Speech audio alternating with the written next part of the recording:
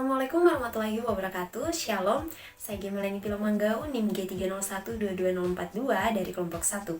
Video ini saya buat untuk memenuhi tugas pendahuluan praktikum dasar-dasar kimia analitik percobaan 4 penetapan kadar asam borat dengan metode alkalimetri dengan asisten Kaningsi Date Timbayo.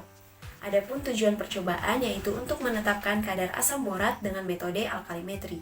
Saya akan menjelaskan sedikit mengenai percobaan ini.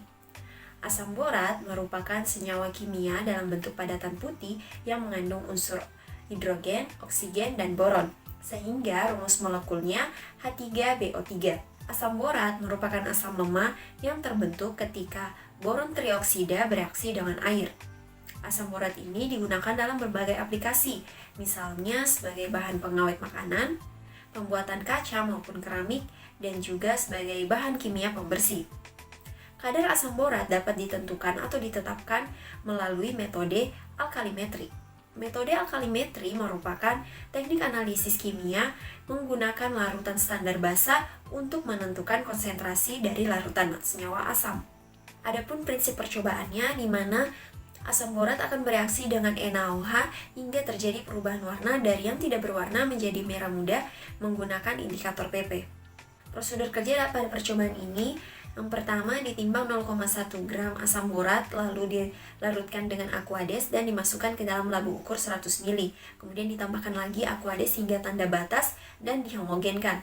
Setelah homogen, larutan diambil atau dipipet 25 ml dan dimasukkan ke dalam Erlenmeyer. Kemudian ditambahkan 2-3 tetes indikator PP dan larutan ini dititrasi menggunakan larutan NaOH 0,1 normalitas hingga terjadi perubahan warna dari yang tidak berwarna menjadi merah muda. Yang terakhir dihitung kadar asam borat menggunakan persamaan kadar asam borat sama dengan volume titrasi dikali normalitas NaOH dikali berat ekuivalen asam borat dibagi bobot sampel dikali 100%, sehingga didapatlah nilai dari kadar asam borat. Pada percobaan ini digunakan metode titrasi asam basa menggunakan larutan NaOH. Larutan NaOH ini berfungsi sebagai larutan titran yang bersifat basa untuk bereaksi dengan larutan asam yang bertujuan menentukan konsentrasi dari larutan asam tersebut. Mana larutan asam yang digunakan yaitu asam borat.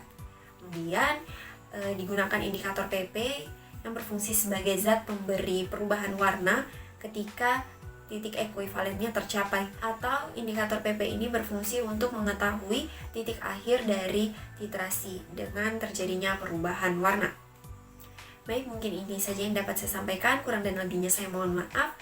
Terima kasih.